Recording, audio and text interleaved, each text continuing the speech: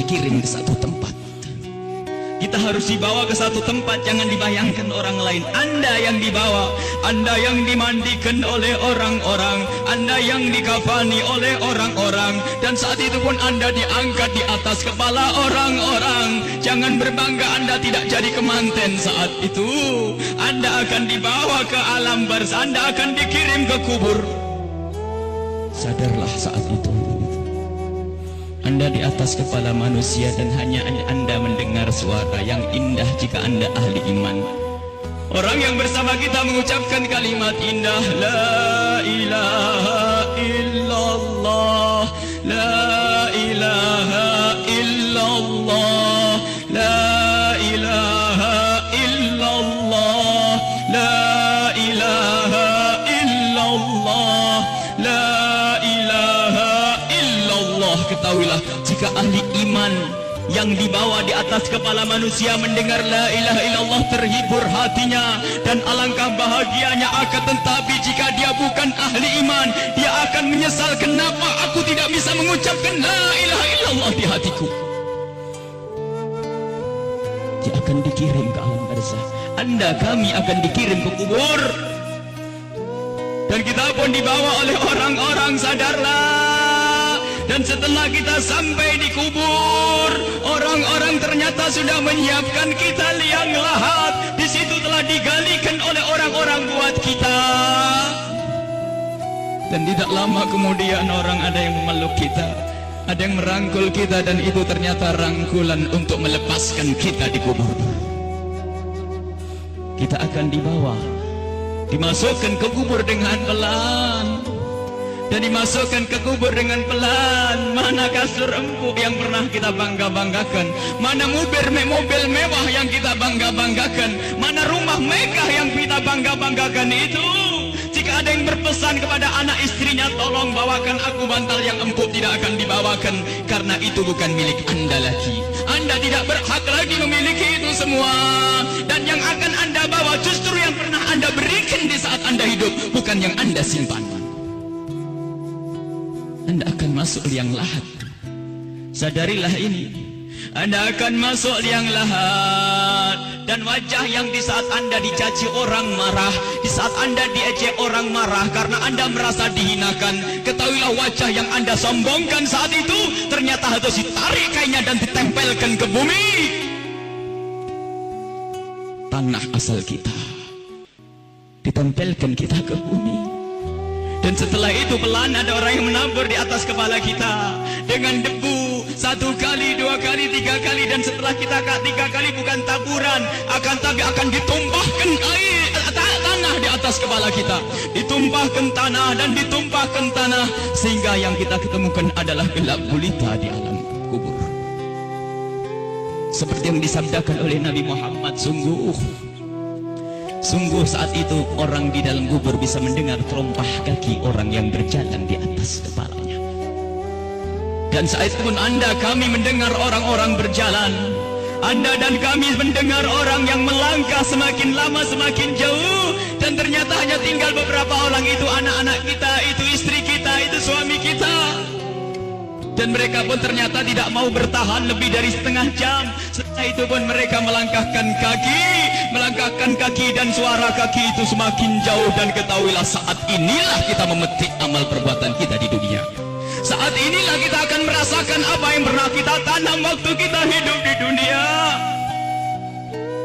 Anda ahli salat, Anda ahli ibadah, ketahuilah sebelum kedatangan malaikat mungkar nakir, ternyata Anda banyak yang menziarahi Anda, banyak yang datang. Ada yang mengucapkan salam, Assalamualaikum. Anda menjawab, Waalaikumsalam, siapa engkau? Suara itu menjawab, aku adalah solat malammu dulu. Ada lagi yang datang mengucapkan salam, Assalamualaikum. Lalu Anda menjawab, Waalaikumsalam, siapa engkau? Aku adalah sedekahmu dulu. Assalamualaikum. Lalu Anda menjawab, Waalaikumsalam, siapa engkau? Dia menjawab bahasanya, aku adalah kemaksiatan yang pernah engkau tinggal. Aku adalah baktimu kepada orang tuamu. Aku, amal-amal soleh ternyata pada berdatangan. Amal-amal soleh berdatangan menemani Anda. bersama Anda saat itu. Dan ketahuilah, Anda tidak akan gentar dan tidak akan takut di saat berhadapan dengan makhluk Allah yang bernama malaikat Munkar dan Nakir. Anda tidak takut lagi saat itu karena Anda ditemani amal-amal baik. Maka di saat malaikat Munkar Nakir datang, Anda pun tidak bergetar, Anda pun tidak gentar, Anda tidak takut. Dan saat itu malaikat pun menampilkan sesuatu yang indah. Karena apa? Melihat orang ini ditemani oleh hal-hal yang baik, sehingga ia pun mengucapkan salam dengan syahdu, mengucapkan salam dengan penuh keindahan, lalu berkata, Man Rabbuk wa man nabiyuk, dan begitu seterusnya. Kami akan ditanya siapa Tuhanmu, siapa nabimu. Karena di hati Anda ada iman, hati Anda ada cinta kepada Allah dan Rasulnya, di hati Anda ada cinta kepada ulama-ulama Allah. Maka sesungguhnya saat itu lidah Anda akan mengucap begitu mudah. Anda akan menjawab dan menjawab dan menjawab. Dan setelah selesai pertanyaan ini, dan inilah akhir daripada ujian kita dari alam dunia menuju alam barzah. Di alam barzah adalah alam perpindahan dari alam dunia ke alam akhirat nanti. Maka ini adalah alam akhir ujian, dan setelah itu kalau lulus mendapatkan surga, kalau tidak lulus dia mendapatkan siksa. Setelah malaikat bertanya dan lulus, Anda ditanya, dipanggil malaikat rahmat, malaikat pemberi nikmat. Wahai malaikat pemberi nikmat, ini adalah hamba yang soleh, bawalah ini ke surga dan beri nikmat sampai dibangkitkan nanti. Akan tapi sadarlah, di samping sana, di kubur yang satu sana, ada di samping kita ada kubur, di samping Anda ada kubur. Dan di saat orang ini dikubur dan ditinggal oleh keluarganya, ternyata saat itu telah berdatangan sesuatu yang sangat mengerikan, dengan suara yang sangat menyeramkan. Seseram-seram suara di dunia tidak pernah didengar. Seperti saat ini, suara yang sangat mengerikan dan menyeramkan, ketahuilah. Lalu orang ini bertanya, siapa engkau? Suaramu sungguh mengerikan. Suara itu menjawab, aku adalah zina yang pernah engkau lakukan dulu. Suara lebih seram lagi, lalu orang ini bertanya, siapa engkau? Aku adalah tali persaudaraan yang pernah engkau putus dulu. Siapa engkau? Aku adalah salat yang pernah engkau tinggal. Siapa engkau? Aku adalah durhakaku kepada suamiku. Siapa engkau? Aku adalah tempelengan kepada istrimu. Siapa engkau? Aku adalah dusta, dan seterusnya dan seterusnya. Kalau orang ahli maksiat sungguh saat itu ditemani oleh amal-amal jeleknya, dan saat itu sudah takut dan takut dan takut sebelum kedatangan malaikat Munkar Nakir. Semoga Allah menjaga kita dari didatangi oleh amal-amal jelek. Akan tapi kita semua punya amal jelek. Ya Allah, ampuni dosa kami. Jangan sampai ini semua hadir di saat itu, ya Allah. Ya Allah. Kemudian malaikat Munkar Nakir datang. Bagaimana ya kalau ini kita? Malaikat Munkar Nakir datang dan bertanya. Rupanya orang yang sudah ketakutan ini melihat malaikat semakin takut, sehingga ditanya tidak bisa berucap sepatah kata pun, tidak bisa mengucapkan apa-apa. Dan saat itu malaikat memukul, menyiksanya. Dan ketahuilah, pukulan malaikat ini seperti yang disebutkan dalam satu hadis, jika dipukulkan ke dunia, maka dunia ini akan hancur dan isinya. Dipukulkan kepada kita kalau kita ahli maksiat, dipukulkan kepada siapapun yang ahli maksiat. Dan saat itu setelah selesai diuji dan ditanya, maka malaikat ini berkata kepada malaikat penyiksa, wahai malaikat pemberi siksa, ini hamba Allah yang bermaksiat, siksalah dia hingga nanti dibangkitkan. Ini yang harus senantiasa kita hadirkan. Kenapa Rasulullah pernah memerintahkan, aktsiru min dzikri hadhimil ladzat, sering banyaklah menyebut kematian, agar kita sadar bahwasanya kita juga akan mati, lalu mempersiapkan kematian ini. Al-kayyisu man dana nafsahu lima ba'dal maut. Orang cerdas itu yang mempersiapkan untuk kehidupan setelah mati. Seorang sahabat bertanya kepada Nabi Muhammad, ya Rasulullah, ayyun nasi akyas, orang apa yang paling cerdas ya Rasulullah? Dijawab, aktaruhum lil mauti dzikra, yang paling sering menyebut kematian, yang paling sering mengingat kematian. Wa ahsanuhum lima ba'dahu istidada, yang paling banyak untuk mempersiapkan setelah kematian itu adalah orang-orang cerdas. Dan ketahuilah, siapapun yang selalu ingat kematian itu akan semakin indah tingkah lakunya. Jangan dianggap kalau ingat kematian orang ini akan cemberut. Jangan dianggap kalau orang kematian dia akan selalu muram. Tidak.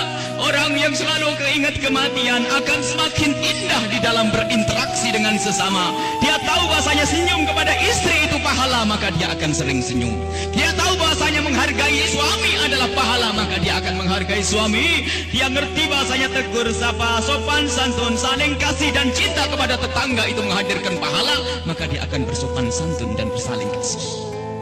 Maka orang yang sering mengingat kematian itu akan menjadikan dia semakin baik di dalam kehidupan ini.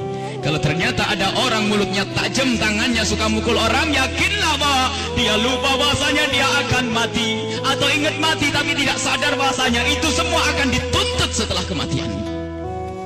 Maka mari kita mengingat kematian agar hidup kita semakin indah di dunia ini. Semua yang kita lakukan di dunia ini akan kita petik buahnya di akhirat.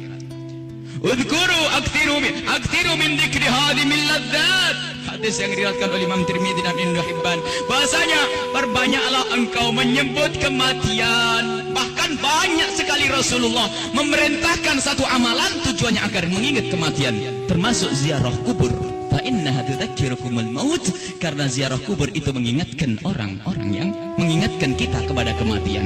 Menyebut orang yang telah mendahului kita dalam iman, mengingatkan kita kepada kematian. Membaca manaqibnya orang-orang saleh itu juga mengantarkan kita agar ingat kematian. Bisakah kita menyusul kepada Imam Syekh Abdul Qadir Al-Jailani? Bisakah kita bisa menyusul Syekh Al-Imam Al-Haddad? Bisakah kita menyusul Sayyidina Al-Baqi Al-Muqaddam dan seterusnya? Ingatlah kematian.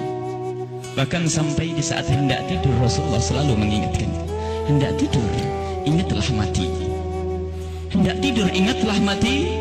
Sehingga disunnahkan kalau orang hendak tidur menghadap ke kiblat sebisa mungkin, lalu meletakkan pipinya di atas telapak kanannya sebisa mungkin. Kalau tidak dibalik, yang penting menghadap kiblat. Dan saat itu jangan lupa untuk membaca zikir.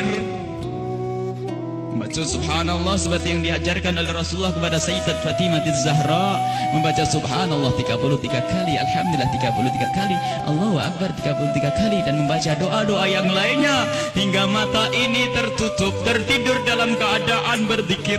Ketahuilah orang yang tertidur dalam keadaan berzikir, jika ia dibangunkan kembali oleh Allah sepanjang ia tidur, ia mendapatkan nilai pahala. Dan di saat tidak dibangunkan kembali, jika tidak dibangunkan kembali oleh Allah, maka ketahuilah saat itu dia mati dengan husnul khatimah. Husnul khatimah, mati dalam keadaan iman. Maka dari itu, ayo kalau hendak tidur persiapkan untuk mati, karena kita tidak tahu bisa bangun kembali atau tidak kita di saat kita tidur. Apakah bakal dibangunkan lagi oleh Allah atau tidak? Sungguh orang tidur seperti orang mati. Digunjing orang, tidak tahu barangnya, diambil tidak tahu, dan seterusnya. Dia adalah seperti kematian. Maka dari itu kalau hendak tidur persiapkan untuk mati. Jangan sampai kita lelap dalam tidur di saat kita lagi asik mendengar satu lagu, katanya lagu pengantar tidur. Apakah tidak takut jika anak kita lagi mendengar satu lagu pengantar tidur, tak taunya anak kita tidak bangun lagi? Kita tidak tahu ternyata yang didengar adalah hal yang semacam itu. Mau kemana dia nanti?